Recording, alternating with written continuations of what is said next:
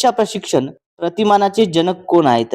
बघा विद्यार्थी मित्रो, आपल्याला या ठिकाणी अध्यापनात जी प्रतिमाने आहे त्या प्रतिमानावरती आपल्याला 100% परीक्षेमध्ये जोड्या लावा किंवा एका वाक्यात या टाईपचा प्रश्न हा मानसशास्त्र या घटकावर विचारलेला बघायला मिळतो. त्यामुळे यामध्ये बघा प्रशिक्षण प्रतिमानाचे जनक विचारलेले आहेत.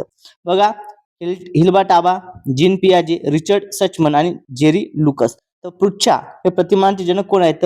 तर रिचर्ड सचमन हे या प्रश्नाचं योग्य उत्तर आहे. ओके, पहा ऑप्शन नंबर सी, रिचर्ड सचमन यांना काय म्हणतात? तर पृच्छ प्रतिमानाचे जनक असे म्हणतात. आता विद्यार्थी मित्र, याचं आपण सविस्तर स्पष्टीकरण समजून घेऊया.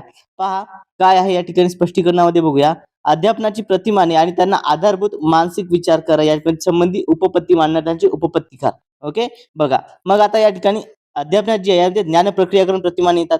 या ज्ञान प्रक्रियाकरण प्रतिमानामध्ये आपल्याला ज्यावरती प्रश्न होता तो म्हणजे हे आहे पृच्छ प्रशिक्षण प्रतिमान. ओके, बघा मग यामध्ये आपल्याला माहिती आहे पृच्छ परीक्षणामध्ये कोणतं येतं?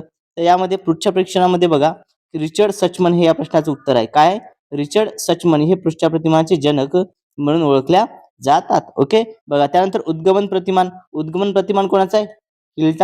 हिल्डा टाबा यांचा आहे. त्यानंतर संकल्पना प्राप्ती प्रतिमान जेरॉन ब्रुनर यांचं. बोधात्मक विकास जीन पियाजे हा IMP आहे. ओके, जीन पियाजे वरती आपल्याला प्रश्न बघायला मिळतो, हा IMP घटक आहे विद्यार्थी मित्र. त्यानंतर अग्रज संघटक प्रतिमान हे कोणाचं आहे? डेव्हिड आसुबल यांचं. ओके, क्षेत्रीय अध्यापन उत्पत्ती देखील यांची येतं. त्यानंतर पृच्छ प्रतिमान ज्यावरती आपला प्रश्न होता रिचर्ड सचमन. स्मृती प्रतिमान जेरी लुकस. जीवशास्त्रीय पृच्छ प्रतिमान जोसेफ श्वाब. जीवशास्त्रीय म्हटलं तर जोसेफ श्वाब. त्यानंतर काही व्यक्तिगत विकास प्रतिमाने देखील आहेत. मग व्यक्तिगत विकास प्रतिमाने ही कोणकोणती आहेत हे देखील समजून घ्या. यामध्ये अनिर्देशित अध्यापन प्रतिमान जे आहे कार्ल रॉजर्स यांचं. सर्जनात्मक प्रतिमान विल्यम गॉर्डन यांचं आहे.